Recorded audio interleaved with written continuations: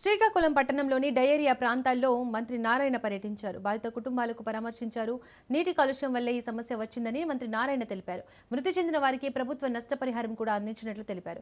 Drainage వ్యవస్థ శాశ్వత పరిష్కారానికి 60 కోట్ల రూపాయలు విడుదల చేస్తున్నామన్నారు. వ్యాధి నియంత్రణకు తక్షణ చర్యలు చేపడుతున్నామన్నారు. పరిస్థితిని కంట్రోల్ చేసేందుకు అన్ని శాఖల అధికారులతో సమీక్ష నిర్వహిస్తున్నామని తెలిపారు.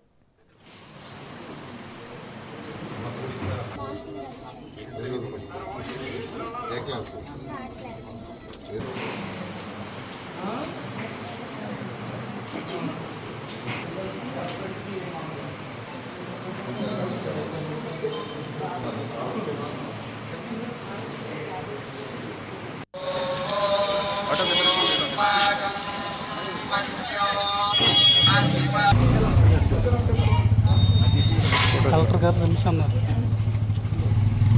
ఫోటోస్ పంపించాను.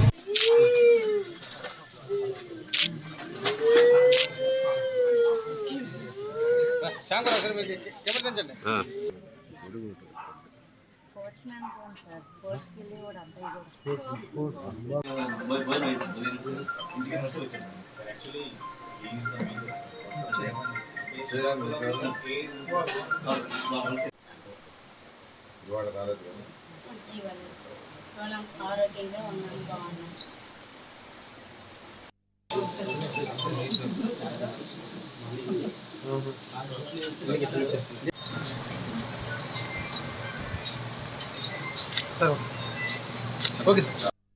శ్రీకాకుళంలో సోమవారం నుంచి డయేరియా కేసులు ఐడెంటిఫై కావడం జరిగింది.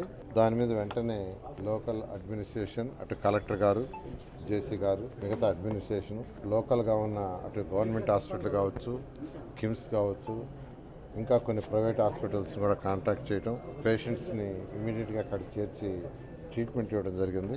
అయితే మొత్తం ఇంతవరకు 102 కేసులు వచ్చినాయి. అందులో 13 వచ్చి డిశ్చార్జ్ అయిపోయినాయి.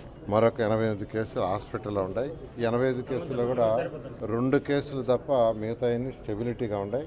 ఆ 2 కేసులు కూడా యాక్చువల్గా డయాలసిస్ అవసరమై డయాలసిస్ చేస్తున్నారు. నేను హాస్పిటల్స్కి అడ్మినిస్ట్రేషన్ అండ్ ఎమ్మెల్యే గారు పోయి యాక్చువల్గా అందరినీ కలవటం జరిగింది. ఇవన్నీ 4.5 సచివాలయం ఏరియాలో, సచివాలయం తీసుకుంటే 4.5 సచివాలయం ఏరియాలో వచ్చింది. అందులో కూడా పర్టికులర్గా ఒక సచివాలయం ఏరియాలో దాదాపు 50% వచ్చినాయి. మిగతా 3